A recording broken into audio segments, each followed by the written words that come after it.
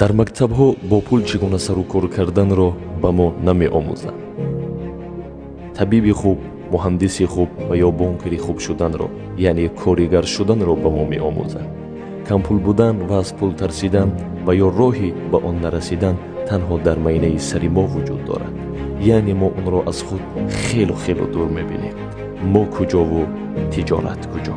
мо ҳеҷ гоҳ наметавонем ки соҳиби ширкати абарқудрат гардем ва ё тиҷорати хубе дошта бошем. бо ин гуна гуфтаҳо мо бовариро аз даст медиҳем ва ноумед мегардем.